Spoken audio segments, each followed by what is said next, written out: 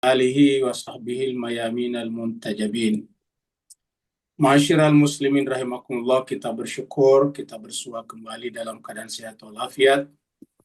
Semoga pertemuan kita pada malam hari ini menjadi saksi bagi kita dan bagi Allah SWT, menjadi bukti bagi kita bahwa kita senantiasa ingin kembali kepada Allah dalam keadaan ridho dan diridhoi melalui kitab sucinya. Pertemuan kita pada malam hari ini adalah surat Al-Kahfi ayat 36 sampai 40. Ayat 36 sampai 40. Maka bagi yang ingin membaca sendiri kitab sucinya, mushafnya dipersilakan buka surat yang ke-18. Surat Al-Kahfi ayatnya 36 sampai 40. Dan mari kita masuk ke screen untuk sama-sama membaca ayat-ayat tersebut.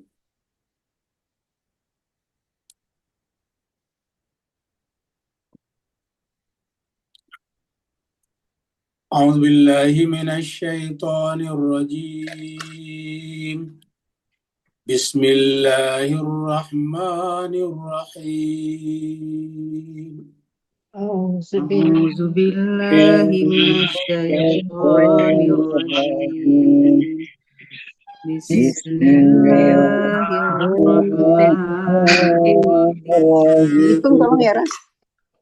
Itunya semua nanti ya. وما أظن الساعة قائمة وما أظن الساعة قائمة ولئن رددت إلى ربي لأجدن خيرا منها منقلبا ولئن رددت إلى ربي لأجدن خيرا منها منقلبا. قال له صاحبه وهو يحاوره وكفرت بالذي خلقك قال له صاحبه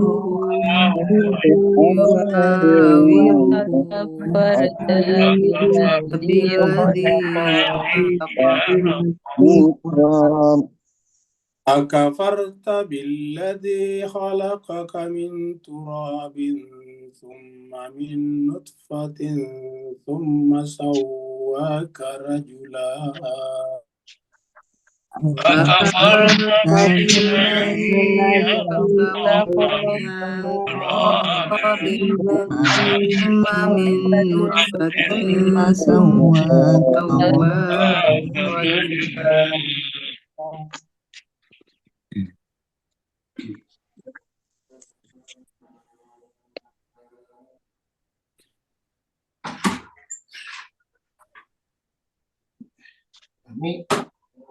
Ini kawai kan langsung ngomong kayak gini.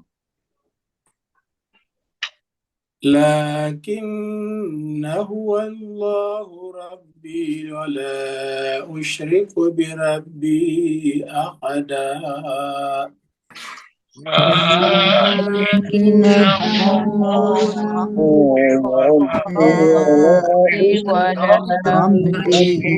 ربي أحدا. ولولا إذ دخلت جنتك قلت ما شاء الله ولولا إذ دخلت جنتك قلت ما شاء الله لا قوة إلا بالله إن ترني أنا أقل منك مالا وولدا لا قوة إلا بالله أنا أقل منك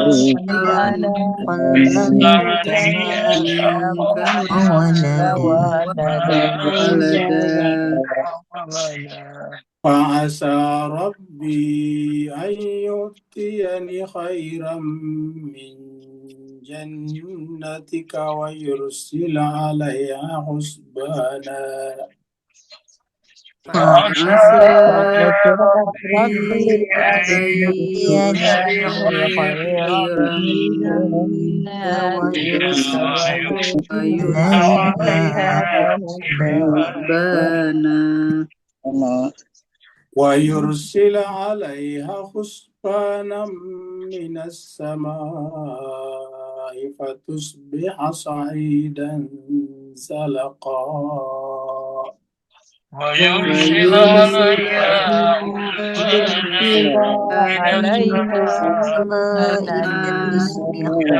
تصبح صعيدا زلقا صدق الله العلي العظيم صدق الله العلي العظيم اللهم صل وسلم وزد وبارك على رسول الله وآله الأطهار على رسول الله وآله الأطهار اللهم صل على محمد وآل محمد اللهم صل على محمد وآل محمد اللهم صل على محمد وآل محمد وأجل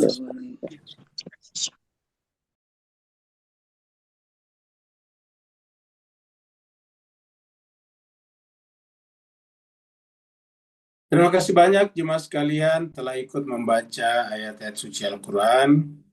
Semoga setiap ayat yang kita baca tadi menjadi cahaya dalam diri kita masing-masing, sehingga Allah SWT mensucikan hati kita, dan Allah berkenan untuk mentajallikan dirinya di dalam jiwa kita masing-masing. Karena arasnya Allah SWT hanya bisa kita sadari melalui jiwa-jiwa kita masing-masing. Hadis Qudsi mengatakan bahwa saya tidak bisa ditampung oleh alam semesta, saya hanya bisa ditampung oleh jiwa-jiwa orang beriman. Kita teruskan surat Al-Kahfi, surat yang ke-18. Al-Kahfi secara bahasa artinya gua. Surat ini turun di Mekah, kemudian jumlah ayatnya 110 ayat. Dan terakhir kita sudah baca sampai ayat yang ke-35. Dan karenanya mari kita mulai dulu kembali ayat 35 tersebut, agar kita bisa menemukan benang merah kebersambungan dengan kelompok ayat sebelumnya yang telah kita baca.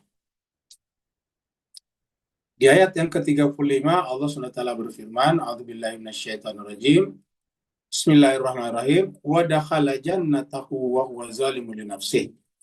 Jadi ini masih cerita tentang dua orang. Jadi kita ulangi sekarang surat Al-Kahfi. Kita sudah sampai pada cerita yang kedua. Cerita yang pertama atau kisah yang pertama adalah berkenaan dengan anak-anak muda yang beriman kepada Allah, yang tidak ingin mencampuri imannya dengan apapun juga, sehingga kemudian mereka akan dibunuh oleh masyarakatnya, dikejar oleh rajanya, lalu kemudian Allah menyelamatkan mereka ke dalam gua, lalu kemudian di sana mereka tidur 309 tahun, maka disebutlah dengan para penghuni gua. Penghuni gua bahasa Arabnya adalah Ashabul Kahfi. Itu sudah kita lewati. Kemudian setelah itu Al-Quran membawa kita kepada kisah berikutnya, yaitu tentang dua orang yang berteman. Yang satunya adalah kaya raya, kebunnya banyak, tetapi mengatributkan kekayaannya kepada dirinya. Sedangkan yang satu temannya adalah biasa-biasa saja, tetapi kebersandarannya kepada Allah itu adalah sempurna. Jadi kita bisa sampaikan bahwa kisah yang kedua ini adalah kisah antara manusia yang saleh dan manusia yang salah. Manusia yang menggantungkan dirinya hanya kepada Allah, dan manusia menggantungkan dirinya kepada benda-benda. Jadi ini adalah dua figur, dua tokoh, dan ini sekarang kita sedang bahas. Pada pertemuan sebelumnya sudah menjelaskan bahwa orang-orang yang kaya ini kemudian masuk ke dalam kebunnya dan mengatakan saya pasti akan melakukannya besok tanpa mengucapkan insya Allah. Kemudian sekarang ayat 35, dia masuki kebunnya dalam keadaan menzalimi dirinya sendiri, yaitu tidak ada sesedikit apapun kebersandaran kepada Allah sehingga bertumpu kepada apa yang disaksikan oleh panca inderanya. Panca inderanya menyaksikan bahwa kebunnya itu telah berbuah dan siap panen, maka mereka mengatakan besok saya yakin akan memanen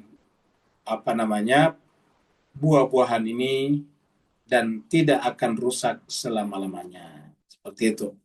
Nah, maka ini yang disampaikan di 35, di mana Allah berfirman, A'udzubillahi minasyaitonirrajim, bismillahirrahmanirrahim, wa dakhala jannatahu wa huwa zalimun li nafsihi. Dia masuki kebunnya dalam keadaan menzalimi dirinya.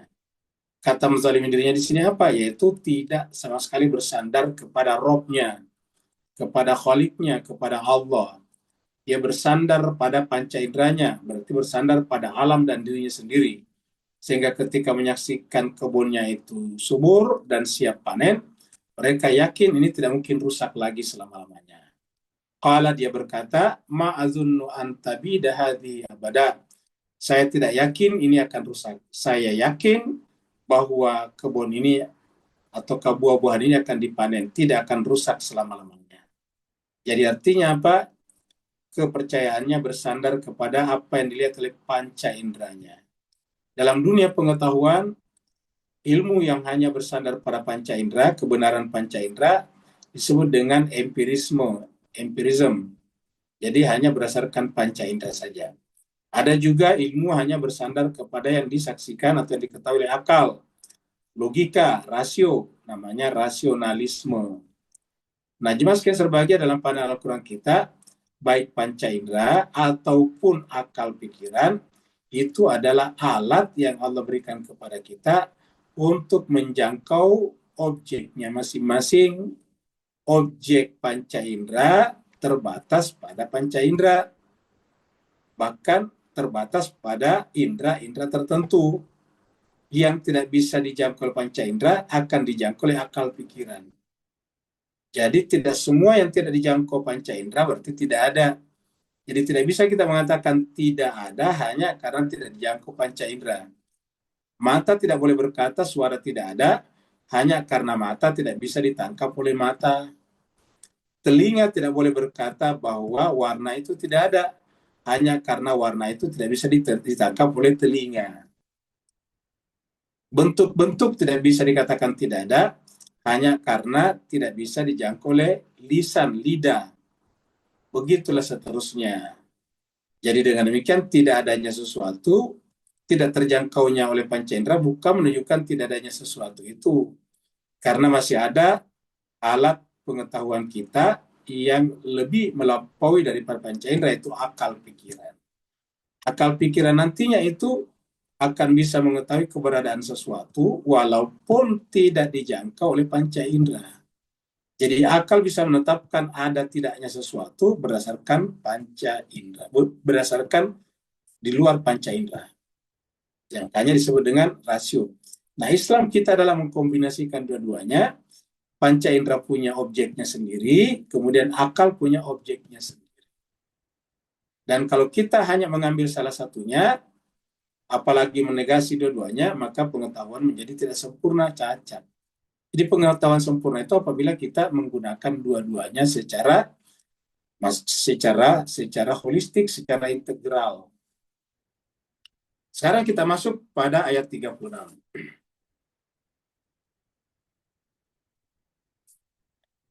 Kita manusia ini ada perjalanan yang melampaui ruang 3 dimensi, yang kita sebut dengan perjalanan kesadaran. Karena kesadaran kita itu tidak dibatasi oleh dimensi-dimensi. Dimensi 1, 2, dan 3. Jadi kesadaran kita bisa bergerak melampauinya.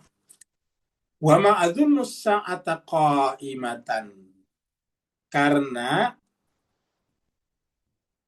sahabatnya tadi yang saleh itu adalah yang tidak benar ini adalah hanya mengandalkan panca indera. Mengandalkan panca indera kan berarti kalau bahasa pengetahuannya namanya empirisme. Kalau bahasa politiknya, ideologinya namanya materialisme. Sama saja. Jadi kalau kita bicara tentang ideologi, biasanya disebut dengan materialisme. Berbicara tentang pengetahuan atau epistemologi, namanya empirisme. Ya, jadi hakikatnya sama saja. Nah, berkatalah tadi orang kaya raya yang hanya percaya kepada apa yang dijangkau oleh panca indera. Yang dijangkau panca indera kan seperti kita lihat, alam ini tertata dengan baik. Maka karena alam tertata dengan baik, tidak kelihatan kalau alam semesta itu akan hancur. Maka dia katakan, wa ma'adunnu sa'ata qa'imatan. Saya tidak yakin kalau akan terjadi hari kiamat. Jadi artinya apa? Dia tidak meyakini adanya hari kiamat. Ya. Mereka pun juga bahkan tidak meyakini sebetulnya panca inderanya. Kenapa? Karena dalam ilmu fisika pun ada namanya entropi. Entropi itu adalah keadaan di mana segala sesuatunya bergerak menuju kepada kekacauan. Entropi namanya. Nah, alam semesta menuju ke sana, tetapi secara sepintas tidak kelihatan. Seperti kita tahu bahwa mata kita itu memang bisa menjangkau jauh. Apalagi kalau dibantu dengan teleskop dan mikroskop. Dia bisa melihat yang jauh kalau teleskop, bisa melihat yang paling kecil kalau pakai mikroskop. Yaitu mata kita. Jadi mata kita bisa melihat begitu jauh. Tetapi ada kekurangan mata kita. Dia tidak bisa melihat kalau sesuatu itu bergerak terlalu cepat, seperti cahaya. Mata tidak bisa melihat cahaya bergerak, padahal cahaya itu bergerak, ada kecepatannya. Begitu juga panca indera kita tidak bisa melihat kalau gerakannya itu terlalu lambat. Seperti kalau kita melihat pohon di depan rumah kita, seperti pohon itu tetap, padahal itu kan bergerak, membesar. Ya, buktinya kalau kita pergi merantau, meninggalkan pohon di depan rumah kita, begitu kita pulang 20 tahun kemudian, pohon itu sudah besar. Kan berarti pohon itu bergerak, membesar. Tapi karena pembesarannya itu atau perkembangannya itu lambat sekali, tidak kelihatan oleh mata. Jadi tidak terjangkaunya oleh mata, secara empirik pun juga tidak bisa dikatakan tidak ada. Karena tadi cahaya bergerak itu empirik namanya, dia termasuk empirik, dia materi. Kemudian kalau misalnya benda-benda bergerak lambat seperti pohon tumbuh tadi, juga adalah gerak juga, bisa diukur, fisika juga. Ya, jadi artinya itu pun empirisme, tetapi mata tidak mampu mengikutinya setiap saat karena sedemikian lambatnya. Nah, maka karena alam semesta ini bergerak menuju kepada entropi kehancuran, chaos, tapi waktunya lama, bisa sampai jutaan tahun bahkan miliaran tahun dari awal, maka kemudian mata kita tidak mampu melihatnya. Maka si Pandir tadi mengatakan bahwa saya tidak yakin akan terjadi hari kiamat. Kenapa? Karena dia melihat, ya istilahnya so far so good. Sejauh yang dia lihat, ya bagus-bagus saja. Tidak ada masalah. Wala in rudidatu ila rabbi, tapi seandainya pun, kata dia, seandainya pun saya dikembalikan kepada Tuhan, kan dia tidak percaya kepada hari akhirat. Jadi dia katakan, seandainya pun aku kembali kepada Tuhan, la ajidanna khairan minha munqalaba. Niscaya saya akan mendapati di sisi Allah nanti itu kebaikan, sesuatu tempat yang lebih baik sebagai tempat kembali saya. Ini tentu bagus sebagai prasangka. Tetapi prasangka itu tidak cukup dengan prasangka, harus punya alasan prasangka itu. Jadi artinya gini, prasangka itu hanya akan bermakna apabila didahului dengan tindakan-tindakan yang bisa mendukung prasangka tersebut. Contohnya misalnya, kita berdagang, ya, kita berprasangka untung, cocok. Tapi kalau kita tidak berdagang baru berprasangka untung, kan tidak cocok. Ya. Jadi kita berprasangka kita akan untung, profit, tapi tidak berdagang, ya nggak cocok, nggak pada tempatnya. Tapi kalau kita berdagang baru berprasangka baik, itu cocok. Karena memang pada tempatnya. Biar kita bersemangat dan optimistik dalam berdagang, berniaga. Nah, tapi kalau ini tidak ada tindakan tidak ada tindakan pendahuluannya. Yaitu apa? Dia tidak percaya kepada akhirat. Dia tidak percaya kepada akhirat. Karena tidak percaya kepada akhirat, maka tindakan-tindakannya juga tidak ditujukan ke sana. Ya, kita sudah lihat tadi di awal. Jadi tindakan-tindakannya ke sana itu tidak ditujukan. Contohnya, tidak mengenal kata insya Allah, seperti itu. Nah, masuk ke kebunnya juga tidak mengucapkan, tidak menyaksikannya dengan Masya Allah. Nanti kita lihat berikutnya. Jadi mereka hanya mengatakan, saya pasti besok memanen ini. Saya akan besok mendapatkan hasil yang baik. Nah, itu kan berarti tidak percaya akan adanya kekuatan di balik kekuatan alam. Nah, dengan demikian ketika dia tidak percaya kepada akhirat, tidak percaya adanya kekuatan di balik kekuatan alam, ya maka tidak beralasan untuk mengatakan wala in ruditu ila rabbi, bagaimana mengatakan kalau saya dikembalikan kepada Tuhanku sementara dia tidak percaya kepada akhirat, tidak percaya kepada Tuhan juga. Ya, bagaimana bisa berprasangka kepada Tuhan atau bagaimana dia berprasangka kepada sesuatu yang dia tidak percaya sesuatu itu. Nah, jadi di sini disebut dengan prasangka yang tidak masuk akal. Ini namanya prasangka irasional. Jadi walain ruditu ila rabbi lajidanna khairan minha munqalaba. Saya akan menemukan tempat kembali yang baik di sana. Jadi artinya apa? Bagi dia akhirat itu bukanlah konsekuensi dari perbuatan kita di dunia. Karena dia tidak berbuat baik di dunia, tetap berharap bisa dapat surga yang baik. Nah, seperti itu. Jadinya disebut dengan praduga yang tidak rasional. Jadi ketika Allah mengatakan saya tergantung dari praduga hambaku, maka praduga itu harus masuk akal, harus rasional. Kita lihat ayat-ayat berikut ini. Ini surat Fussilat ayat 50.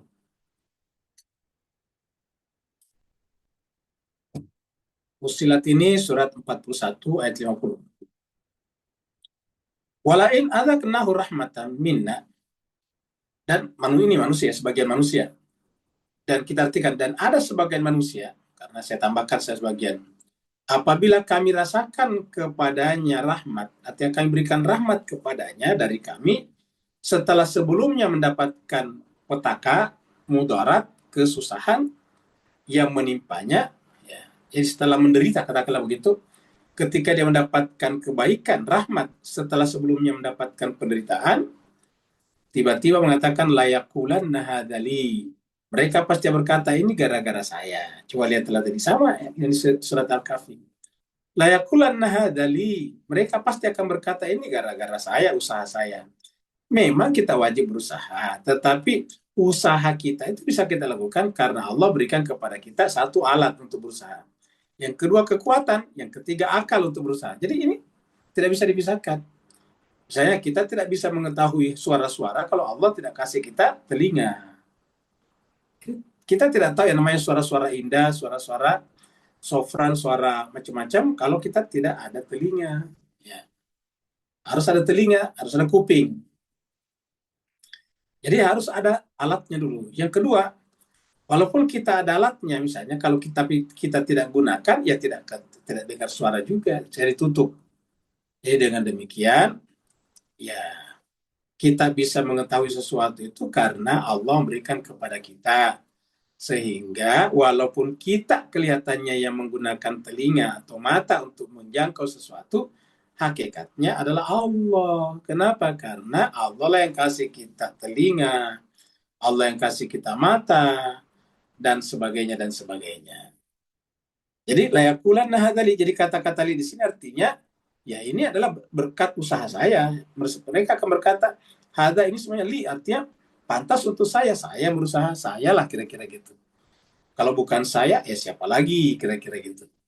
Wa ma adzunnu sa'ata qa'imatan, dan dia katakan saya tidak yakin akan ada hari akhirat. Sama tadi. Wa ma adzunnu sa'ata qa'imatan, saya tidak yakin akan adanya hari kiamat. Atau hari kiamat itu akan datang, nggak ada. Jadi sama tadi sini. Ini tadi nih. Wa ma adzunnu sa'ata qa'imatan. Jadi kalimat ini sama tadi ya. Kalau kita lihat sini. Wa ma adzunnu sa'ata qa'imatan. Wala in ruji'tu ila rabbi, seandainya pun saya dikembalikan kepada Tuhanku, inna sungguhnya li bagiku, indah di sisinya pasti ya kebaikan. Nah coba, tidak ada usahanya menyembah Tuhan, tidak ada usahanya mempelajari agama Tuhan, Tapi dia berharap kalau seandainya kita ada ke hari kiamat, ya saya yakin saya akan mendapatkan kebaikan di sisinya. Wala in ruja'tu ila rabbi innali indahu lal husna. Falanunabbi annal ladzina kafaru bima amilu. Sungguh kami akan memberitakan alladzina kafaru kepada orang-orang yang ingkar tertutup hatinya itu bima amilu, apa saja telah mereka kerjakan. Jadi semua perbuatan mereka di dunia pasti kami akan memberitakan kepadanya. Ada filenya, ada rekamannya, ada recordingnya di sisi Allah SWT. Walanuziqannahum min adzabin waliz. Niscaya kami akan merasakan kepadanya azab yang keras. Walanuziqannahum min adzabin ghalid. Kami akan merasakan kepadanya azab. Jadi alih-alih lal husna seperti yang diklaim tadi, Allah katakan tidak, justru lanuziqannahum min adzabin ghalid. Kami pasti akan merasakan kepadanya azab yang pedih, azab yang keras. Surat Asy-Syu'ara surat 26 ayat 227. Ya. Illal ladzina amanu wa amilus salihati. Jadi kecuali, jadi artinya sebelumnya ini berbicara tentang orang-orang yang masuk neraka, orang-orang yang durhaka. Baru ada kata illa, kecuali, sama dengan wal asri innal insana lafi khusr illal ladzina, sama. Jadi ada negasi sebelumnya berkatakan illal ladzina amanu, kecuali orang-orang beriman, wa amilus salihati, dan beramal saleh. Orang beriman dan beramal saleh. Wa dzakarullaha katsira, baru kemudian menyebut nama Allah banyak-banyak. Jadi beriman kepada Allah dan beramal saleh, baru selalu menyebut nama Allah katsira. Artinya apa? Jiwanya itu telah menjadi mazhar, menjadi lokus tempat Allah menghadirkan dirinya. Selalu hadir. Karena kata ingat itu artinya menyatunya yang mengingat dan diingat. Kalau kita mengingat Allah, berarti Allah hadir dalam ingatan kita. Di mana letaknya ingatan? Ya di hati, di kalbu. Berarti ketika kita mengingat Allah, Allah hadir di sana. Karena yang namanya ingat adalah menyatunya yang mengingat dan yang diingat. Wa dzakarullaha katsira. Jadi mengingat Allah dengan sebanyak-banyaknya. Wantasaru, nah mereka itu akan mendapatkan pertolongan. Mimba di mazulimu, setelah sebelumnya teraniaya. Bisa dalam pengertian menganiaya dirinya. Wasaya lamul ladzina zalamu, dan niscaya orang-orang yang zalim itu nanti akan mengetahui. Jadi orang-orang yang zalim itu akan mengetahui. Maksudnya apa? Ayyamu qalabin yang kalibun, di tempat kembali mana mereka akan kembali. Mungkalabin dari kata kalbu juga, kalbu itu adalah berbolak-balik, kembali. Ayyamu qalabin, tempat kembali yang mana yang kalibun akan mereka tempati kembali. Jadi orang-orang zalim akan mengetahui itu. Kemana dia harusnya kembali. Tidak mungkin kembali kepada keridhaan Allah Subhanahu wa taala. Karena orang yang bisa kembali kepada keridhaan Allah adalah orang yang meniti, membersihkan jiwanya, nafsnya, sampai kepada nafs mutmainnah. Sehingga sampai mutmainnah dikatakanlah ya ayatuhan nafsul mutmainnah irji'i ila rabbiki radiyatan mardiyah fadkhuli bi ibadi wadkhuli jannati. Nah, sedangkan di sini dia menzalimi dirinya sendiri. Maka tempat kembalinya adalah justru bukan di dalam surga. Wa saya'lamul ladzina zalamu ayyamu qalbin yang qalibun. Jadi mungkalab itu, mungkalibin atau mungkalabah tadi adalah kembali sini ada juga ya. Mungkalabah ya. Jadi dia katakan wala in rudidatu, kalau saya dikembalikan kepada Allah ila rabbi, kepada Tuhanku, la ajidanna khairam minha munqalaba. Saya akan menemukan, saya akan mendapati buat tempat kembali yang baik di sisinya. Di sana yang kembali tetap baik. Jadi menurut dia di dunia tidak perlu kita beribadah, tidak perlu kita beriman. Ya, kalau toh ada kebangkitan, ya kita pasti akan dikembalikan dalam keadaan baik. Ayat 37. Coba lihat Mas Kias berbahagia. Benih yang diangkat si bapak ini Benih ini dari mana tadinya? Dari satu biji yang kecil sekali. Bayangkanlah misalnya biji wijen, habbatus sauda. Habba itu artinya biji, sauda hitam, kecil. Yang biasa dibuat onde-onde. Onde. Kan onde di luarnya biasanya ada tuh apa namanya itu semacam wijennya. Itu kan kecil sekali bijinya. Atau ambil saja cabai. Cabai itu kan kecil bijinya. Atau tomat. Nah, lalu kemudian itu disimpan di tanah. Kemudian muncullah apa namanya kehidupan seperti yang kita lihat di tangan Bapak ini. Nah, kalau begitu dari mana itu tanaman itu? Kan tadinya bijinya kecil sekali. Nggak mungkin biji itu muncul tiba-tiba menjadi besar begini.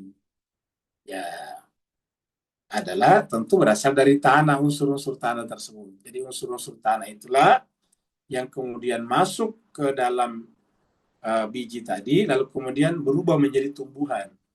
Jadi namanya beraktualisasi dari potensi menjadi aktualisasi. Maka lahirlah tumbuhan seperti ini. Tapi intinya dari mana? Dari tanah. Karena biji tadi kecil sekali.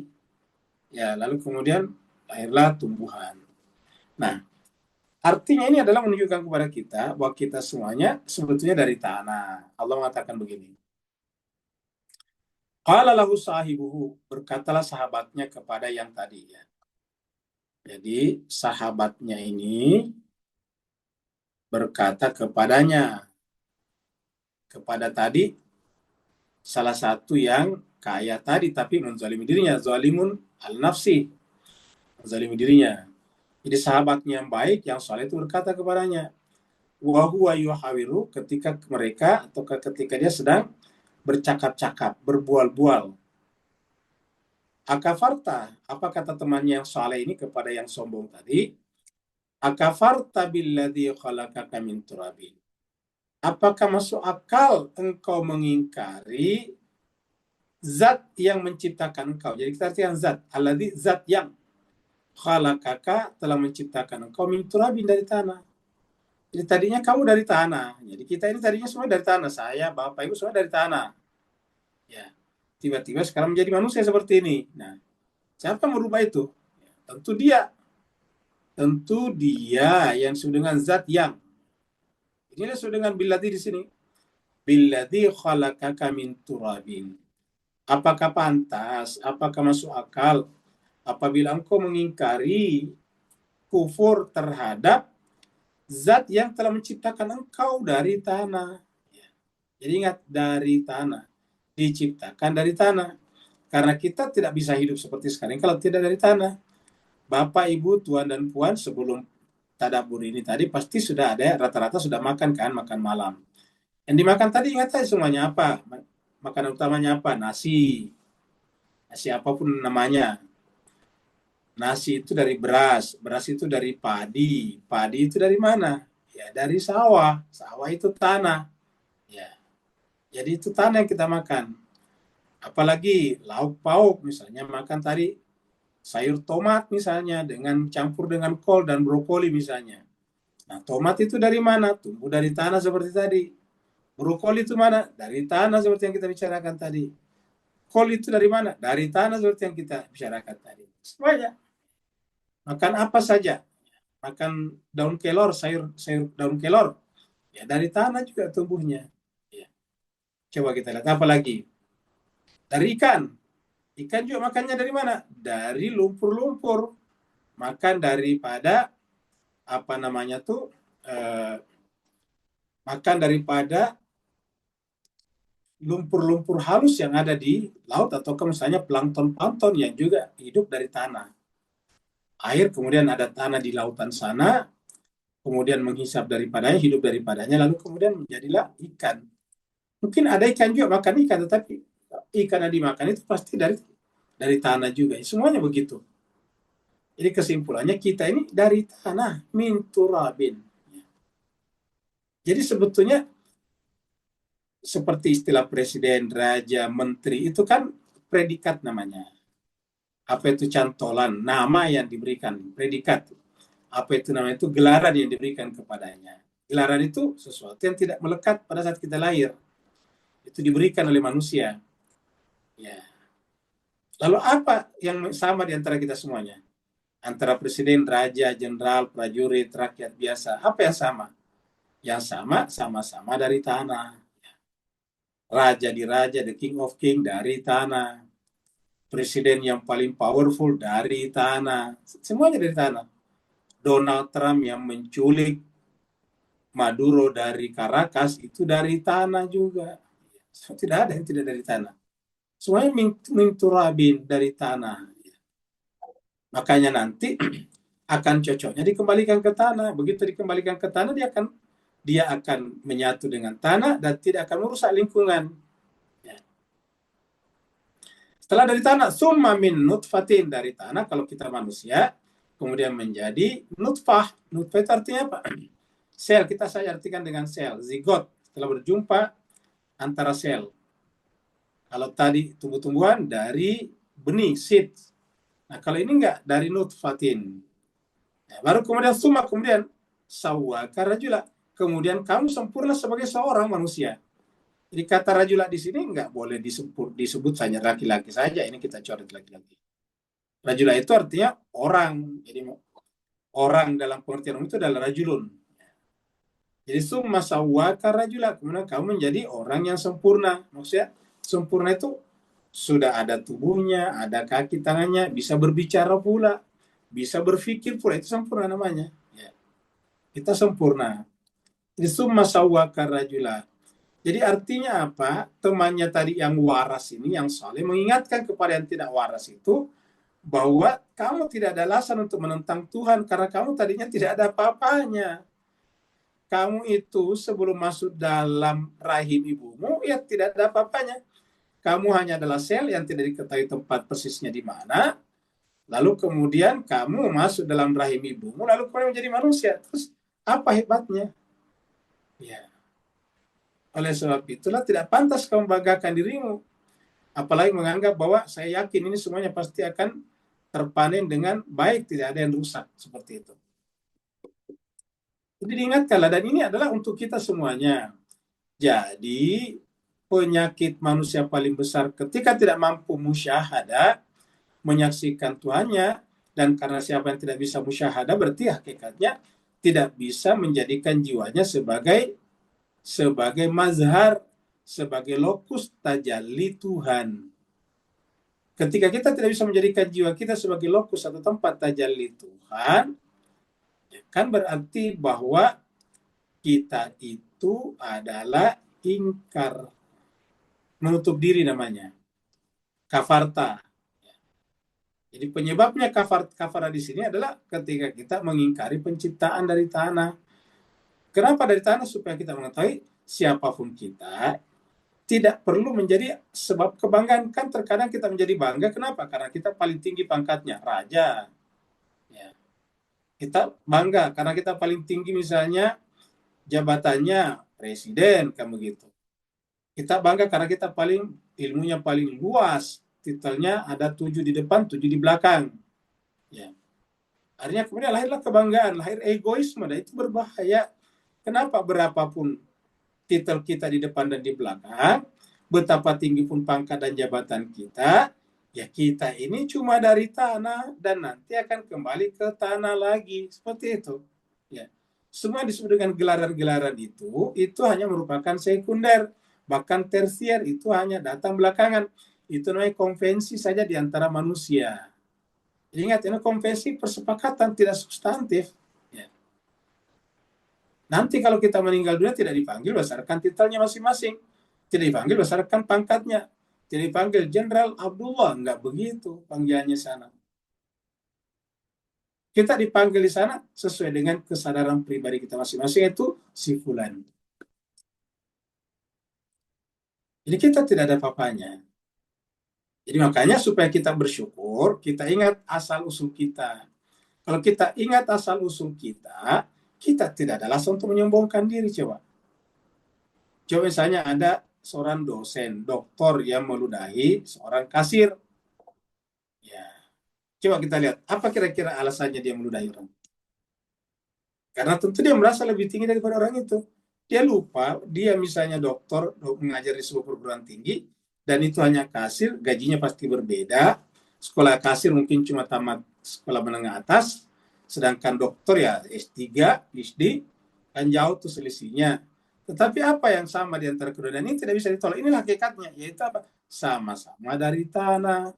Alladzi khalaqaka min turabin, thumma min nutfatin, thumma sawwaka rajula. Setelah menjadi sawwaka rajula, barulah bisa sekolah. Ya. Baru bisa sekolah. Barulah bisa naik kelas 1, kelas 2. Dari sekolah dasar, sekolah menengah pertama, sekolah menengah atas, S1, lalu kemudian S2, magister, dan kemudian ketiga PhD, itu baru bisa. Coba kalau misalnya kita tidak dikasih akal pikiran oleh Tuhan misalnya, tidak sempurna seperti ini, bisakah kita seperti itu? Jawabannya tidak bisa. Jawabannya tidak bisa. Ya, oleh sebab itulah tidak ada alasan untuk menyombongkan diri kepada orang. Kita harus merasa humble kepada siapapun juga. 37 ayat-ayatnya seperti ini. Surat Haji kita lihat sini, surat Haji. Ayat 5. Surat Haji ayat 5. Allah berfirman di sini, ini ayat 5. Ya ayuhan nasu, wahai seluruh manusia, in kuntum fi raibin, jika kamu berada dalam keadaan ragu, minal ba'ti, tentang hari kebangkitan nanti, maka ingatlah, fa inna khalaqnakum min turab. Sungguhnya kamilah menciptakan kalian dari tanah. Tanah itu artinya apa? Menjadi manusia. Kebangkitan, bangkit dari tanah menjadi manusia. Kebangkitan namanya. Jadi kita ini sudah mengalami al-ba'sa, al-ba'sa atau al-ba'as di sini. Kenapa? Karena kita dari tanah kok tiba-tiba seperti ini. Lihatlah tadi, biji yang berada di tangan si bapak itu tiba-tiba tumbuh keluar. Ada tumbuhan keluar tadi walaupun masih kecil. Itu kan tumbuhan itu kita sebut dengan al-ba'as, kebangkitan. Dia bangkit dari biji yang kecil melalui tanah tiba-tiba keluar. Nah, begitulah juga nantinya kita. Maka dikatakan, wahai manusia, jika kalian ragu tentang hari kebangkitan, maka ingatlah. Sesungguhnya kami menciptakan kalian min turabin, dari tanah. Summa min nutfatin, kemudian dari nutfah, dari satu sel. Summa min alakatin, satu sel itu bertemu dengan satu sel lagi dari ibu kita, bapak dan ibu, lalu kemudian menjadilah dia bergantung di dalam rahim ibu. Summa min alaka, alaka itu tergantung. Tergantung, setelah tergantung di sana membesar. Summa min mudghatin, muncullah daging mukhallaqatin, yang sempurna. Maksudnya itu daging yang menjadi seperti bagiannya. Ada daging jadi tangan, jadi kaki, jadi betis, jadi paha, dan sebagainya. Wa ghairu mukhallaqatin, dan juga yang tidak sempurna, misalnya gugur. Ya, ada yang gugur di sana. Linubayyina lakum, semuanya itu agar kami menjelaskan kepada kalian. Wa nuqirru fil arhami ma nasya, dan agar kami menetapkan apa yang ada dalam rahim-rahim itu sesuai dengan apa yang kami kehendaki. Ila ajalin musamma, sampai waktu yang telah ditentukan sesuai dengan kadar waktunya masing-masing. Bahwa manusia itu maksimal sekitar 100-an tahun.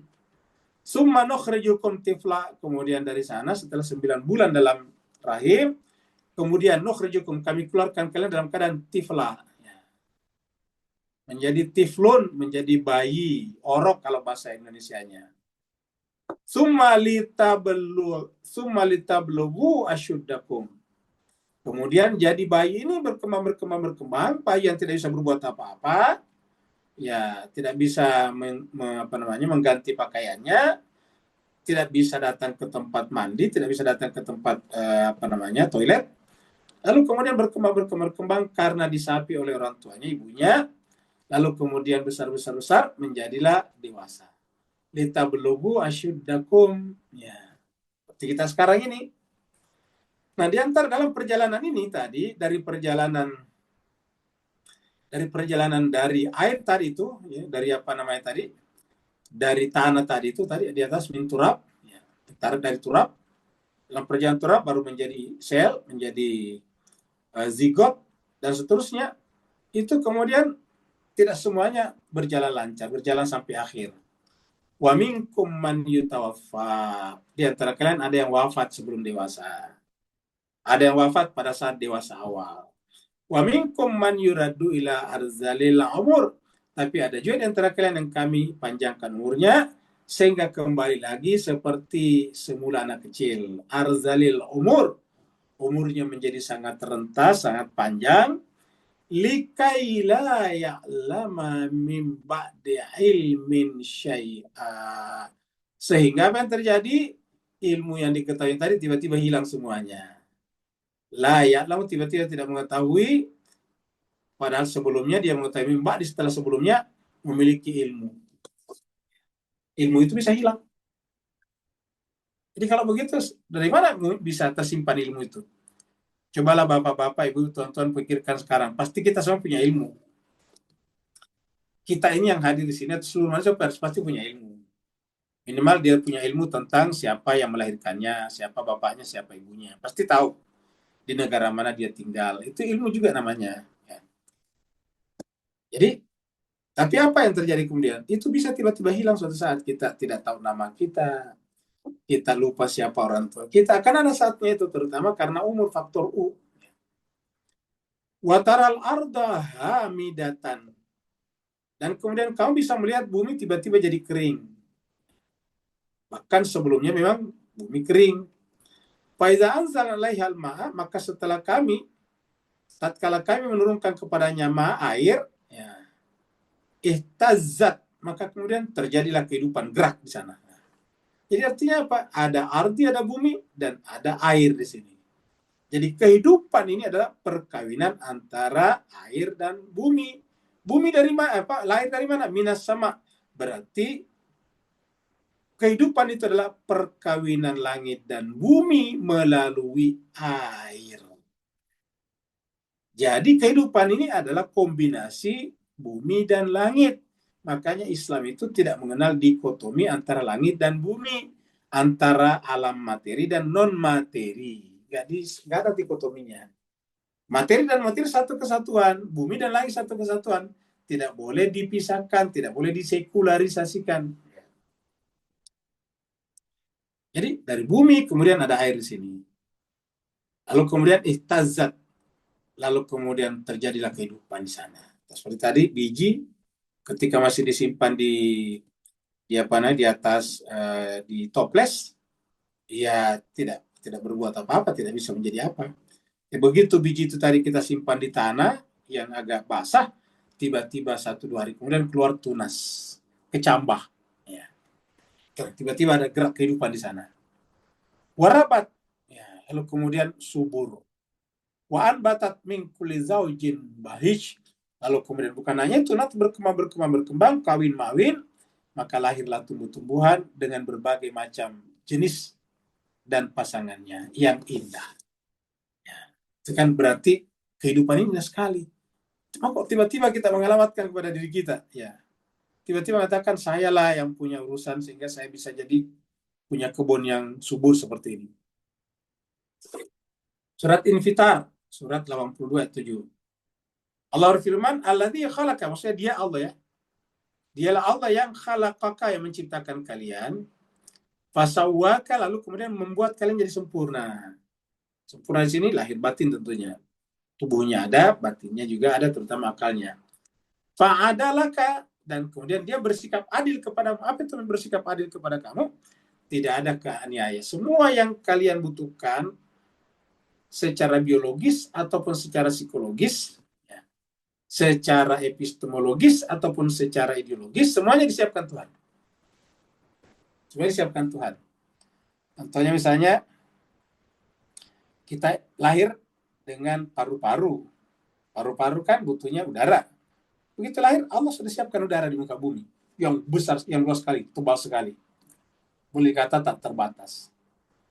Kita haus, Allah sudah ciptakan air. Airnya habis, ada perulangan, ada daur ulang, yaitu hujan. Allah adil kepada kita, apa sih yang kita butuhkan? Kita mau terbang seperti burung, Allah berikan material-materialnya di muka bumi untuk dirakit jadi pesawat. Coba, kita mau menyelam ke lautan seperti ikan, Allah sudah berikan bahan-bahannya, material-materialnya untuk dirakit menjadi kapal selam. Semuanya ada. Fa'adalakah. Allah bersikap adil kepada kalian. Fa'adalakah. fi ayyi suratin masya'arakabak, yaitu sesuai dengan gambar bentuk blueprint yang Allah kehendaki dia menyusun kalian. Rakabak. Makanya selain daripada Allah itu tersusun, rakabak itu tersusun, kita ini tersusun. Nah, Allah itu adalah tidak tersusun. Jadi Allah itu adalah gairu murakkab. Allah itu tidak tersusun. Karena kalau tersusun, berarti penyusunnya mendahului dirinya. Contohnya, kita manusia diantaranya tersusun misalnya dari apa namanya, dari apa tadi, tulang, daging, apalagi otot, macam-macam. Nah itu kan berarti manusia disebut manusia kalau ada semuanya. Dan apa yang mendahului semuanya tadi? Air dan tanah. Jadi manusia ini minimal tersusun dari air dan tanah. Jadi manusia itu murakab, dia tersusun. Jadi Allah menciptakan kita dengan sempurna, tapi dengan susunan yang seimbang, ya sesuai dengan yang dia kehendaki masyarakat. Jadi Allah yang menciptakan. Jadi dengan demikian tidak ada alasan bagi kita untuk menyombongkan diri, apalagi sampai pada tingkat menolak Tuhan terlibat dalam semua aktivitas kita. Menafikan variabel Tuhan di dalam semua aktivitas kita.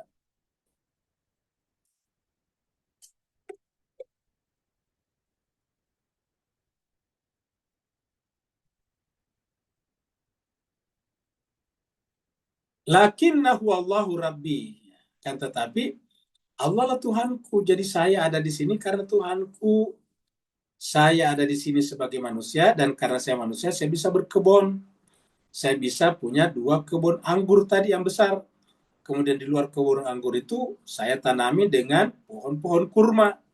Di antara pohon-pohon anggur dan pohon kurma itu saya tanami palawija. Di sela-selanya semuanya mengalir sungai-sungai kecil, parit-parit yang mengedarkan air di antara mereka. Air itu dari mana? Dari Allah. Tanah tadi tempat kita bercocok tanam Allah. Biji korma dari Allah. Biji anggur. Terus apa yang pantas kita banggakan dari diri kita?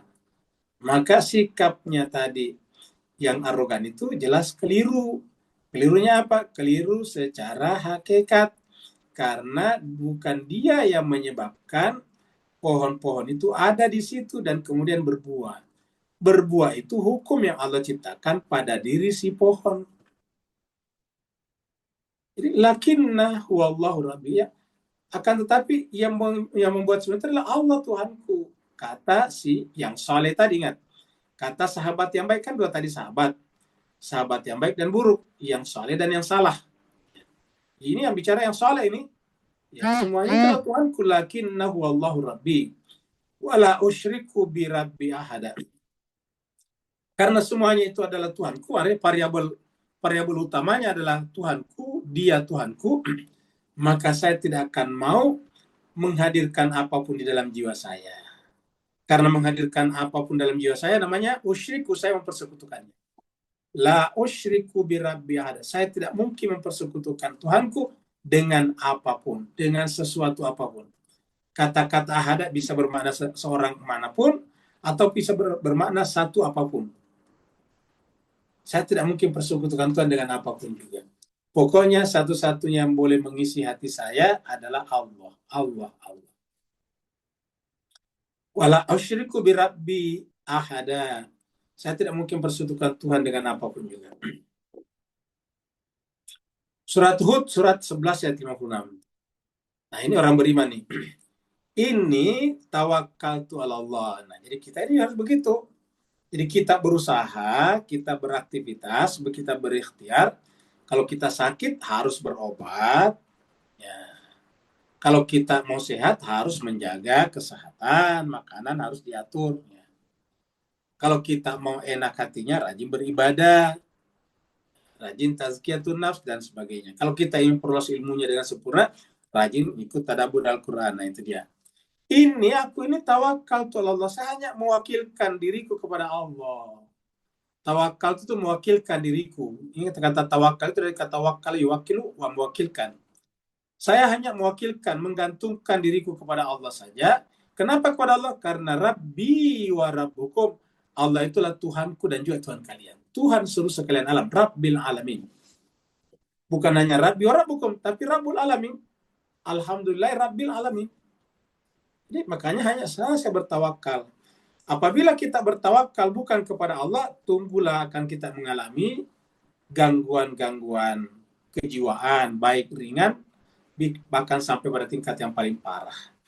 Ma min dabatin illa huwa akhidun binasiyatiha. Ma min dabatin, tidak ada satupun hewan melata, tidak ada satupun hewan, kita sebut saja hewan, kita juga ada jenis hewan primata. Jadi hewan ini mulai daripada yang kecil, binatang mulai daripada yang kecil yang di dalam tanah seperti cacing, itu termasuk melata, sampai kepada kita manusia ini, itu semua itu mamin, tak satu pun daripada kita ini, hewan-hewan makhluk hidup ini, illa kecuali huwa, dialah akhidun binasiyatiyah, dialah memegang simpul kehidupannya. Kata-kata ubunnya artikan simpul hidupnya. Allah yang memegang simpul hidupnya. Ya. Jadi mau dihidupkan atau dimatikan tergantung Allah. Karena Allah lah yang mengambil kita dari yang mati menjadi hidup.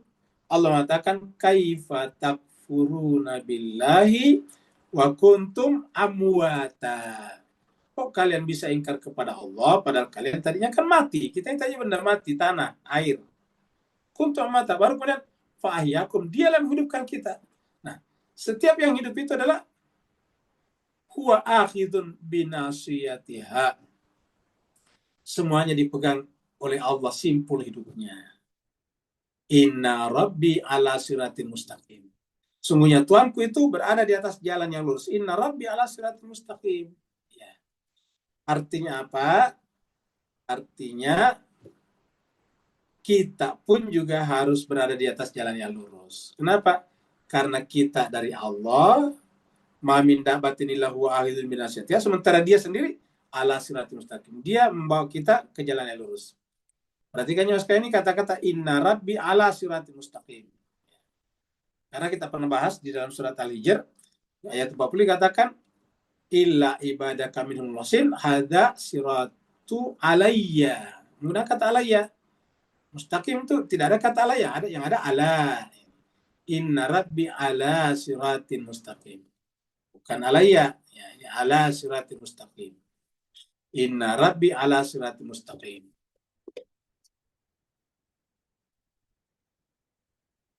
Ayat surat Jin ya. Surat Jin ayat 20. Qul katakanlah, apa? Muhammad ya. Innama ada'u rabbi wala usyriku bi ahada. Jadi ini innama itu batasan muqayyad namanya. Dikatakan saya ini Nabi Muhammad, saya Muhammad ini bin Abdullah, hanya saja ada'u, hanya menyeru, hanya berdoa. Artinya hatiku hanya menyeru, hanya menghadap, hanya berdialog dengan Tuhanku. Jadi yang ada dalam jiwaku adalah Rabbi. Wala usyriku bihi ada, dan tidak ada satupun yang lain dalam jiwaku. Kalau ada satu yang lain selain daripada Rabbi, berarti saya mempersekutukannya. Ya. Sedangkan dikatakan sini innama ada Rabbi wala usyriku bihi ahada. Jadi kalau begitu apa pelajaran bisa kita tangkap di sini? Nah, dengan ayat ini mengajarkan kita, marilah kita, Bapak, Ibu, Tuan dan Puan, berusaha semaksimal dan seoptimal mungkin untuk mengusir, melepaskan apapun yang ada dalam jiwa kita selain daripada Allah. Inilah pekerjaan beragama paling berat sebetulnya. Ini lebih berat daripada salat. Salat itu gampang-gampang, berdiri, rukuk, sujud. Tetapi orang yang salat belum tentu berhasil melepaskan dirinya dari apapun selain daripada Allah. Buktinya ada orang yang salat tetapi masuk neraka. Kenapa kira-kira? Dia salat tetapi jiwanya menyeru, memanggil bukan kepada Rabbi, pada Tuhannya, pada Tuhanku. Ya. Ayat 39.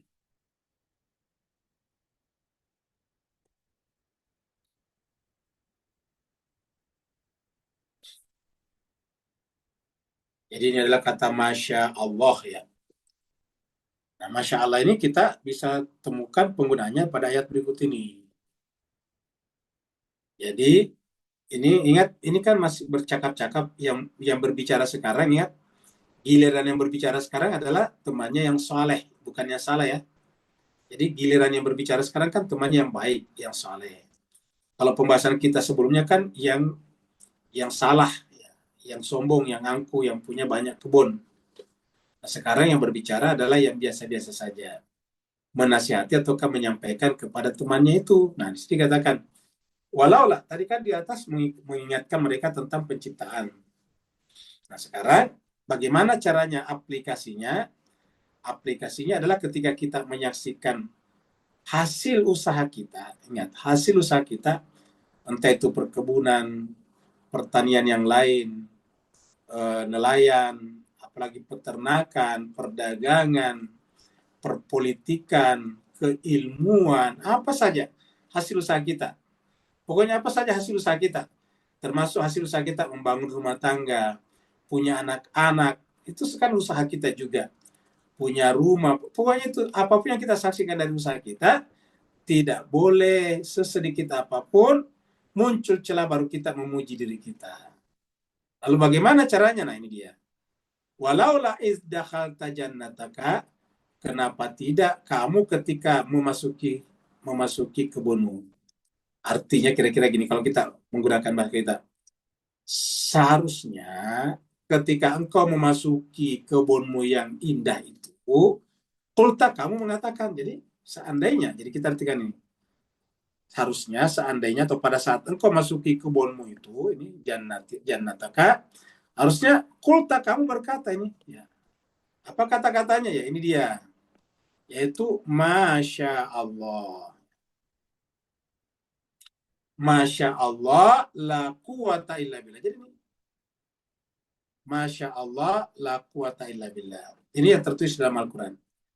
Di luar biasa ditambah la haula. Masya Allah, la haula wa la quwata illa billah. Kalau di sini, Masya Allah, la quwata illa billah. Artinya apa? Ketika kita menyaksikan hasil usaha kita, perkebunan kita, peternakan kita, pertanian kita, kelautan kita atau maritim kita, kemudian perniagaan kita, perdagangan kita, politik kita, kenegaraan kita, ataukah keluarga kita, apa saja yang kita saksikan, dan itu adalah ada unsur usaha kita di dalamnya, maka supaya jangan memuji diri kita, karena itu bisa melahirkan ego, dan ego akan mengusir Allah dari arasnya, maka kita ucapkan, Masya Allah, la quwata illa billah. Jadi sudah jelas.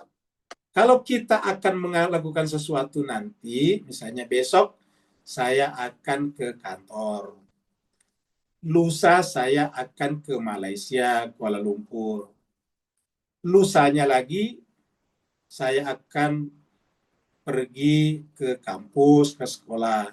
Pokoknya apa saja yang kaitannya dengan nanti atau esok, harusnya mengucapkan Insya Allah. Ini sudah kita bahas sebelumnya. Harusnya kan Insya Allah. Jadi Insya Allah. Jadi kalau sesuatu yang akan kita lakukan, Insya Allah. Tapi kalau berkaitan dengan sesuatu yang sudah berhasil, yang sudah ada, sudah eksis, ya, sudah ada di depan mata, sudah kita rasakan, yang kita baca, yang kita ucapkan, Masya Allah. Ya. Jadi kalau kita lihat kedai kita bagus, kebun durian kita bagus, ya kita ucapkan, Masya Allah, la quwata illa billah. Seperti itu. Illa, Masya Allah, la quwata illa billah. Ya. Ini semuanya adalah kehendak Allah. Saya tidak punya kekuatan, artinya apa? Saya memang yang mencangkul, saya memang yang menanam tadi bibit, saya memang yang membuat kedai, saya memang yang membuat makanan ataukah apa saja. Saya memang adalah chef yang baik, saya memang adalah barista kopi yang baik, tetapi kekuatan saya, baik kekuatan fisik biologis ataupun kekuatan ilmu pengetahuan, semuanya dari Allah. Jadi apa yang bisa saya pujikan pada diri saya? Jadi cerita ini bagaimana caranya secara praktis atau secara amalia kita jangan sampai membuat diri kita berego, beraku. Beraku itu kan muncul dari prestasi, muncul daripada achievement. Karena kita punya achievement, maka kita mengatakanlah pantaslah saya dipuji. Nah, Kalau ini nanti kemudian kita tidak dapatkan, nanti kita marah, bisa lahirlah tadi su'ul adab, adab yang buruk seperti meludahi orang misalnya. Ataukah di jalan tiba-tiba memotong jalannya orang karena saya kan menteri, ya misalnya begitu. Kalau tidak percaya lihatlah misalnya mobil saya di belakang RI 25 misalnya gitu. Boleh dong saya memotong kira-kira gitu. Nah itu kenapa? Ego namanya. Lupa bahwa itu mobil. Menteri itu adalah predikat yang datang belakangan. Siapa menterinya? Sama dengan rakyat biasa. Sama-sama min turabin dari tanah. Dari tanah. Jadi tidak boleh ada egoisme seperti itu. Karena kita merasa menteri, mobil kita kodenya RI, lalu kemudian kita seenaknya menyalip orang di pintu tol. Itu tidak boleh. Itu arogansi, itu kesombongan, itu perbuatan iblis. Ya. Itu adalah anak khairun minhu, saya kan lebih baik dari dia. Dia rakyat biasa, saya kan menteri, saya harus memotong, kira-kira gitulah. Ya. Nah ini adalah tidak boleh terjadi seperti itu. Jadi ini caranya Allah memelihara kita dari egoisme. Supaya kita tuh humble, kita sederhana. Kita jangan selalu menganggap diri kita ini lebih hebat daripada yang lain. Saya ini kan pemerintah, kalian itu rakyat jelata. Saya ini kan penguasa, kalian itu adalah tak berdaya. Tidak seperti itu. Kalau ini semuanya begini, nanti akan bagus semuanya. Rakyat juga kalau mengkritik pemerintahnya juga beradab. Pemerintah kalau dikritik tidak gampang merah kupingnya. Seperti itulah. Jadi walaula izdakhalta jannata qulta masya Allah la quwata illa billah. Jadi kalau kita terpilih jadi anggota DPR, menjadi kepala desa, kades, menjadi kepala daerah, menjadi wali kota, menjadi gubernur, menjadi presiden, nggak usah selalu disebut-sebut karena ini adalah saya, perjuangan saya, nggak perlu. Ya. Kenapa? Karena itu semuanya adalah masya Allah la quwata illa billah. Yang lebih lengkap biasa di luar ditambah masya Allah la haula wa la quwata illa billahil aliyyil azim. In tarani ana aqalla minka mala wa walada. Apa kata ini kan temannya yang soleh ini kan yang baik. Jadi harusnya ketika kau masuk ke dalam kebunmu, kau mengucapkan masya Allah la quwata. Walaupun engkau melihat saya lebih sedikit hartanya daripada kamu. Walaupun menurut faktanya memang begitu. Faktanya ya saya memang lebih miskin dari kamu. Saya memang keturunannya sedikit, kamu gitu. Jadi seperti itu jemaah sekalian berbahagia. Jadi intarani ana aqalla minka mala wa walada. Faktanya memang begitu. Faktanya kan memang Adam itu dari tanah. Faktanya memang iblis dari api. Nah, jadi tidak salah. Tetapi penggunaan kata anak itu menunjukkan kesombongan. Dia menganggap dia lebih baik. Ana khairum minhu khalaqtani min nar wa khalaqtahu min tin. Ya, saya lebih baik dari dia. Kau ciptakan dari tanah, aku ciptakan dari api. Kau ciptakan aku dari api. Saya kan lebih baik dari dia. Saya adalah seorang menteri, dia cuma rakyat biasa. Nah, seperti itu. Apa bedanya dengan iblis? Jadi intarani ana aqalla minka malan wa walada. Inilah dia jemaah sekalian. Jadi ayat ini mengajari kita bagaimana cara humble, bagaimana bersihkan jiwa kita. Karena hanya dengan bersihnya jiwa kita, Allah bisa bertempat dalam tanda petik bersinggasana di dalam arash kalbu kita. Surat Al-Araf. Ayatnya 188. Qul katakanlah Muhammad. La amliku li nafsi naf'a wala darra. Coba ini Nabi pun dikatakan begitu, wahai Muhammad, katakanlah kepada manusia, la amliku li nafsi, saya tidak memiliki kuasa atas diri saya. Li nafsi untuk diri saya, untuk aku saya. Naf'an wala darra, yang sesuatu yang bisa menimbulkan manfaat ataupun mudarat. Saya tidak memiliki kuasa. Misalnya mudarat, misalnya menjadi mati, ataukah menjadi tua, itu kan dianggap mudarat. Apa arti maksudnya hal-hal yang orang tidak suka. Lalu apa semua itu? Illa, kecuali masya Allah. Jadi kecuali apa yang Allah kendaki. Illa masya Allah. Jadi sama tadi. Qulta masya Allah la quwata illa billah. Jadi illa masya Allah. Jadi kata-kata masya Allah ini adalah untuk mengapresiasi Allah atas apa yang kita dapatkan. Walakum ta'allamul ghaiba, seandainya engkau Muhammad, seandainya aku kata ayat, enggak tadi kul. Katakan Muhammad. Jadi seandainya aku Nabi Muhammad ini a'lamul ghaiba, aku tahu yang gaib. Berarti kan Nabi tidak tahu yang gaib. Dia tahu tapi bukan dari dia, dari Allah tadi, ini kan wahyu. Di kata-kata seandainya aku ini maksudnya bukan dari Allah, dari aku sendiri. Walau kuntu a'lamu bil al-ghaiba, seandainya aku tahu yang gaib, lastaksartu minal khair. Tentu saya hanya mengumpulkan kebaikan. Wa mama saja sudah saya tidak akan tersentuh keburukan. Nah, Nabi kan tersentuh keburukan juga, dalam keburukan dalam pengertian bukan buruk hadap ya.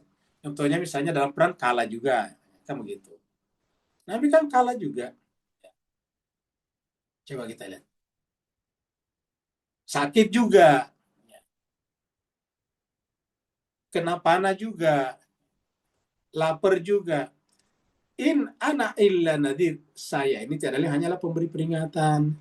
Jadi saya datang tidak untuk mendemonstrasikan hal-hal yang macam-macam. Saya tidak akan mendemonstrasikan bahwa saya bisa membuat batu jadi emas. Nggak bisa, saya bukan itu.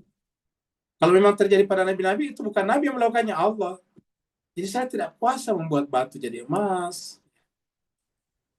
Saya ini hanyalah pemberi peringatan. In ana illa nadhir. Tiadalah saya ini kecuali hanya nadhirun wa basyir. Saya hanyalah pemberi peringatan dan pemberi kabar gembira liqaumi yu'minun, bagi kaum yang beriman. Al-Baqarah ayat 165. Wa minan nasi may yattakhidhu min dunillahi andada. Di antara manusia ada yang mengambil selain daripada Allah andada sebagai tandingan, sekutu-sekutu. Yuhibbuna, mereka mencintainya. Misalnya ada yang mempersekutukan Allah dengan hewan-hewan. Yuhibbuna, mereka mencintai hewan-hewannya. Kahubbillah, seakan-akan cinta kepada Allah. Misalnya mereka berpisah dengan Allah tidak apa-apa, tapi berpisah dengan hewan piaranya tidak bisa. Ada yang seperti itu. Walladzina amanu, kalau orang beriman itu asyaddu hubban lillah, cintanya kepada Allah itu yang dahsyat. Asyad itu dahsyat. Jadi orang beriman itu cintanya kepada Allah itu yang dahsyat. Walau yaral ladzina zalamu iz yarawna al-adab, seandainya orang yang zalim itu melihat, ketika melihat azab, maka pada saat itu dia baru sadar, yakin dan percaya annal quwwata lillahi jami'a, bahwa ternyata kekuatan ini semuanya milik Allah. Kenapa kita bisa mendesain teknologi baru atau bangunan baru? Karena kita diberikan kreativitas. Kreativitas itu adalah kuah. Itu kreativitas adalah kekuatan. Ya. Kenapa kita bisa menjadi ahli itu? Karena kita punya akal. Ilmu itu adalah kuah. Jadi apa yang kita? Kekuatan. Cuma semuanya kekuatan. Bisa diartikan juga energi semuanya. Annal quwwata lillahi jami'a wa anna Allah syadidul adzab. Dan sungguhnya ingat, Allah itu juga kalau azabnya sangat keras. Jadi kalau orang mukmin cintanya kepada Allah asyad, sedangkan kepada orang yang tidak beriman justru azabnya Allah nanti syadid. Syadid itu sama dengan asal katanya asyad. Nah, tentu kita berlindung dari Allah seperti ini. Ayat terakhir 40.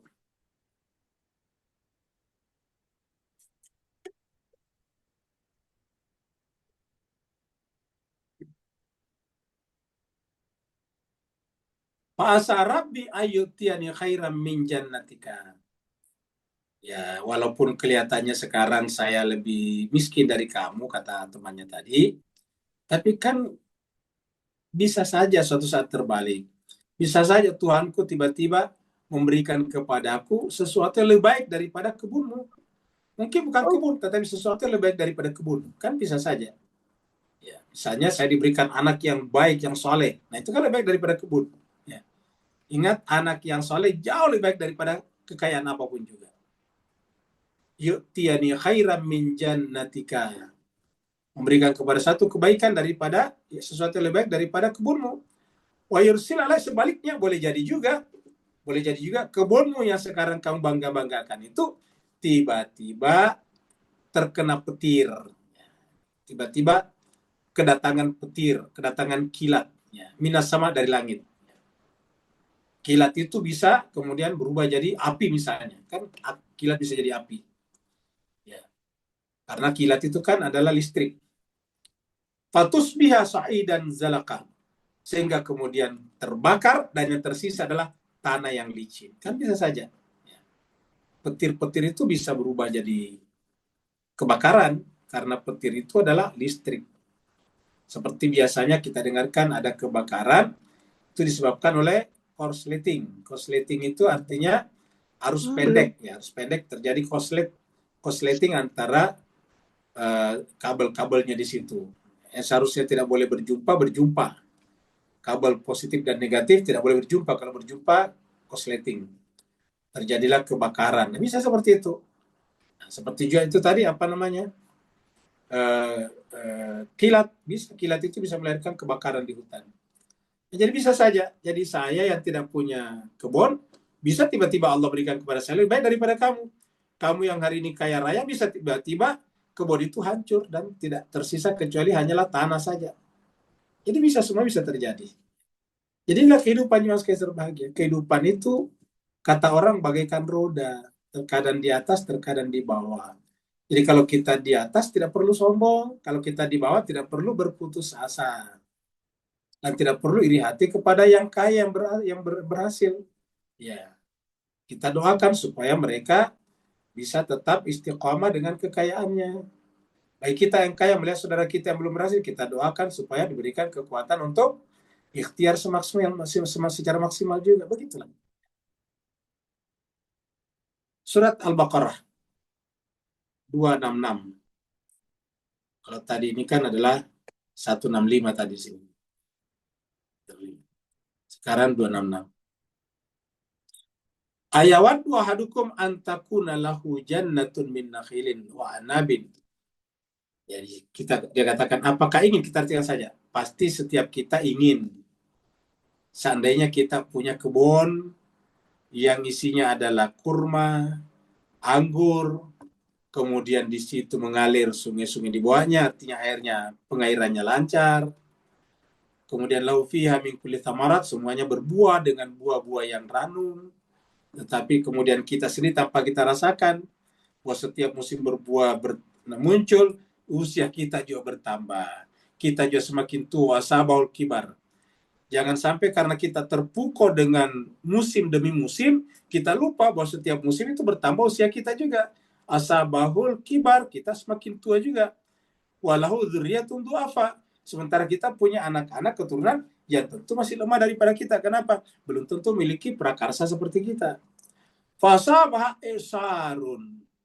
Tidak tertutup kemungkinan tiba-tiba suatu saat kebun kita itu ditimpa oleh esar, yaitu angin kencang, angin keras, angin puting beliung yang di dalamnya mengandung api sehingga fahtarakat, kemudian terbakar seperti yang kita ceritakan tadi. Jadi artinya semuanya bisa terjadi.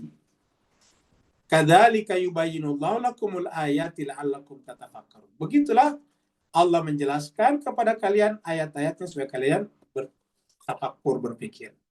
Jadi artinya apa? Ayat ini jemaah sekalian kita simpulkan, kalau kita berada, jangan kita mengalamatkan kekayaan kita, keberadaan kita kepada kita, tapi kita ucapkan Masya Allah, la quwata illa billah.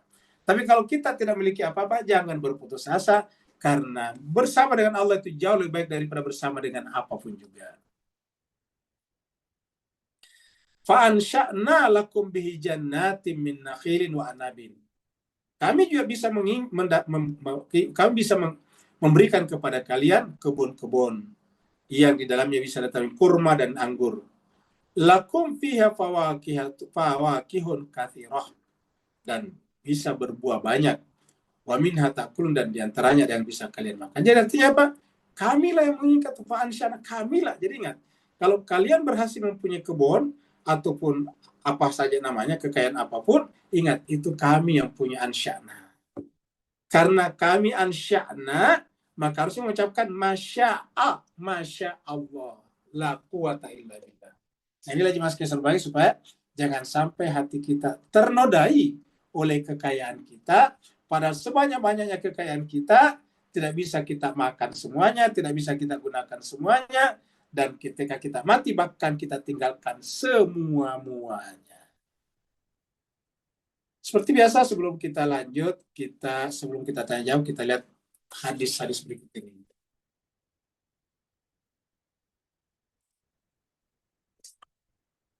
Ini adalah hadis dari Abu Hurairah dan Rasulullah bersabda.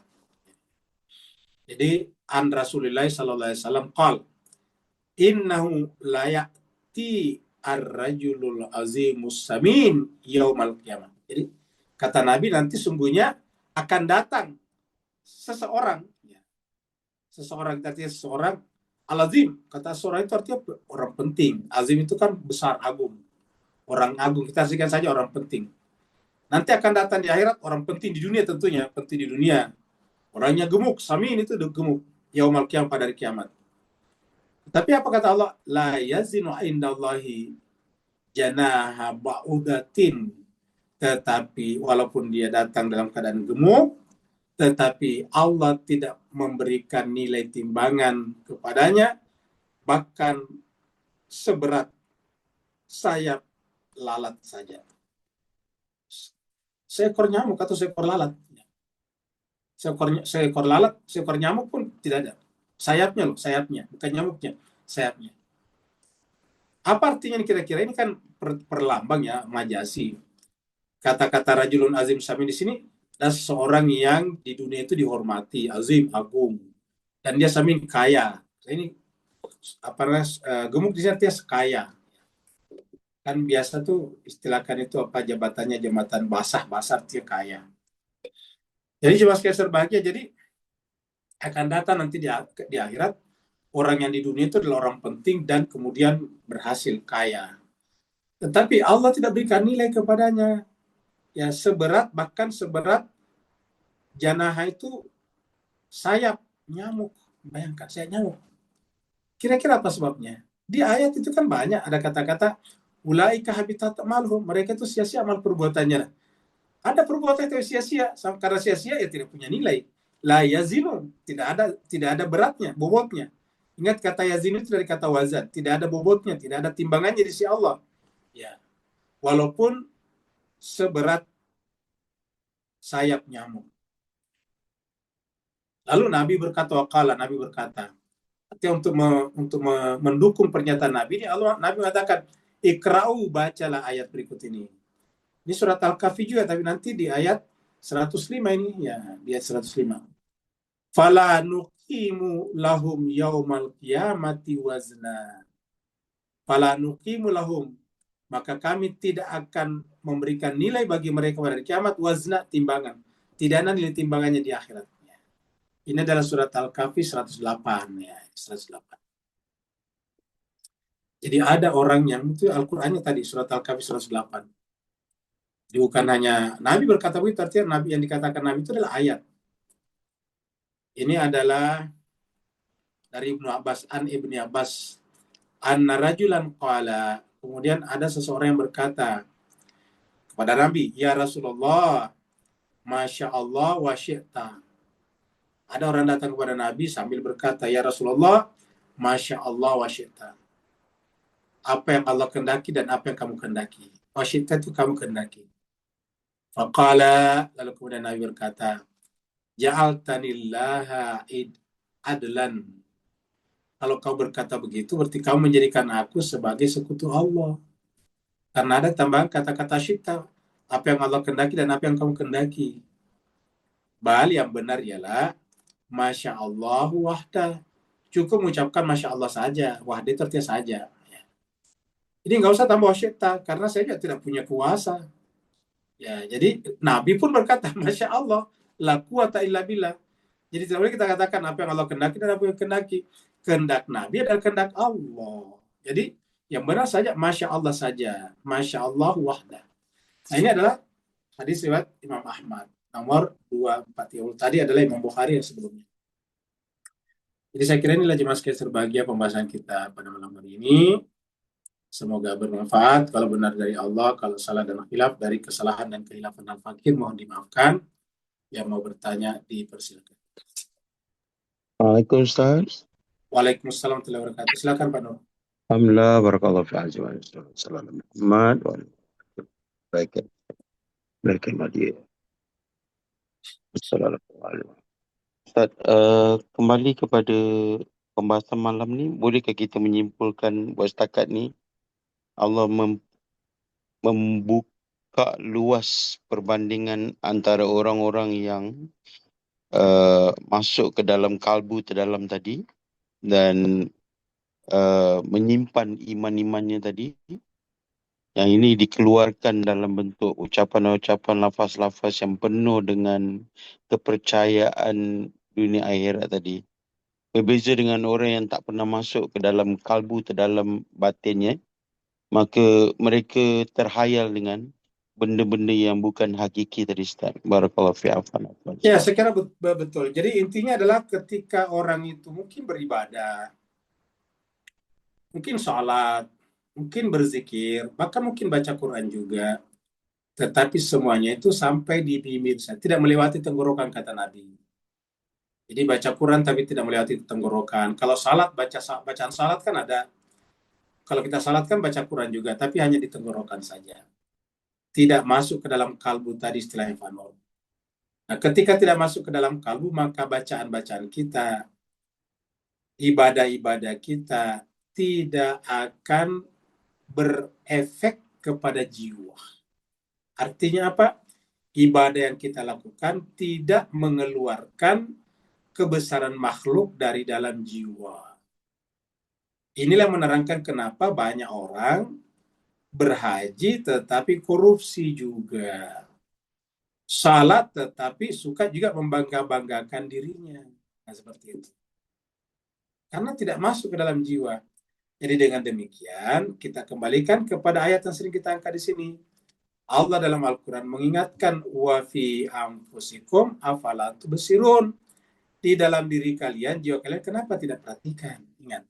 Wa fi anfusikum afala tubsirun. Dalam diri kalian kenapa tidak perhatikan? Jadi harus perhatikan di sini.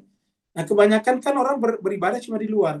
Makanya sering kita sampaikan, beragama itu dua, ada luar dan dalam. Tidak boleh juga hanya dalam, tidak perhatikan di luar, tidak boleh. Luar dalam, zahir dan batin, eksoterik dan esoterik, seperti itu. Beragama itu adalah luar dan batin. Beragama eksoterik dan esoterik.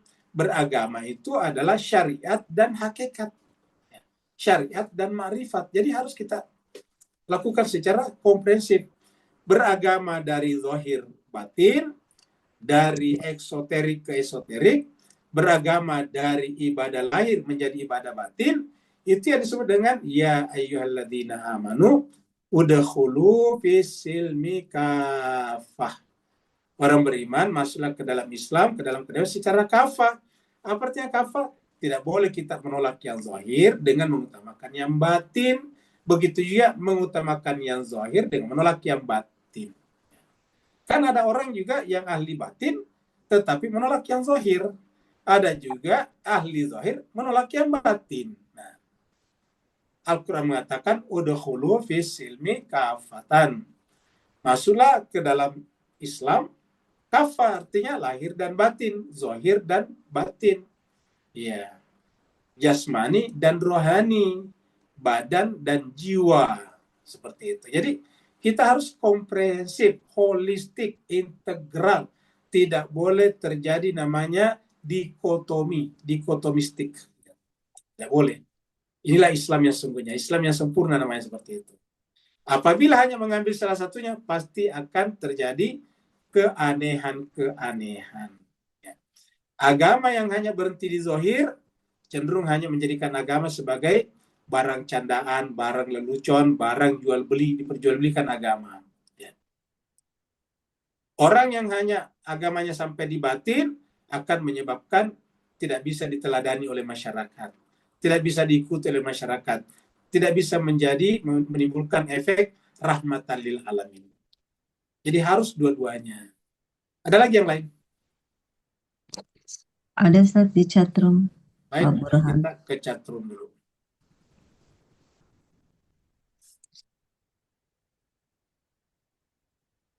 Dari Pak Burhan. Manusia yang tahu dirinya adalah dari tanah, betul sekali. Seorang muslim lalu tetap melakukan kerusakan dan sebagainya, apakah dia menentang dirinya sendiri? Jawabannya iya. Misalnya melakukan kerusakan di alam, dia lupa kalau dirinya berasal dari alam. Merusak misalnya hutan, lupa kalau dirinya dari hutan. Kita ini kan dari hutan. Hutan itu artinya tanaman-tanaman, tumbuh-tumbuhan.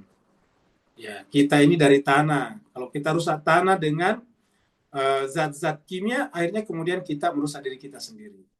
Makanya jangan kita membuang plastik-plastik ke tanah karena nanti merusak tanah. Ya, jadi sebab itulah harus dipisah antara plastik dan bukan plastik, seperti itu. Karena ini adalah tugas bersama untuk menjaga lingkungan. Karena Allah mengatakan aslinya kehidupan muka bumi itu adalah baik, soleh. Tetapi kalau terjadi kerusakan, maka kerusakan itu dari tangan kalian. Allah berfirman, zaharal fasadu fil barri wal bahri bima kasabat aydinas. Telah nampak kerusakan di darat dan di laut karena perbuatan tangan manusia sendiri. Bima kasabat aydinas. Karena kerusakan kita sendiri. Nah, kenapa merusak? Lupa kalau dirinya itu dari tanah. Saya kira apa yang diingatkan Pak Burhan harus menjadi peringatan kita semuanya. Siapapun kita, apapun pangkat dan jabatan kita, sebesar apapun kekayaan kita, kita ini adalah dari tanah. Kita lihat semuanya, salah satu orang terkaya di dunia namanya siapa itu, Munger, itu orang kedua daripada Warren Buffett, meninggal juga, ya nggak bawa apa-apa juga, seperti itu. Jadi semuanya kita akan mati. Warren Buffett mati, tidak akan bawa apa-apa semuanya. Sudah berapa banyak konglomerat dunia meninggal yang nggak bawa apa-apa. Seperti itu. Oleh sebab itulah, marilah kita selalu ingat, kita ini min turab, dari tanah. Makanya Nabi menyuruh kita, Al-Quran menyuruh kita, kalau mau salat apa wudunya? Kalau bukan air, ya debu, tanah. Cuma itu aja. Karena kita tahu dari air dan debu, tanah. Ya. Makanya sedapat mungkinnya kalau kita sujud di tanah. Kenapa? Karena kita mengingatkan kita dari tanah. Karena yang menyebabkan iblis congkak dan sombong itu karena tidak mau memuliakan tanah. Tidak mau sujud kepada tanah, kepada Adam. Terima kasih banyak atas perhatian Bapak Ibu sekalian. Mohon atas segala kekurangan.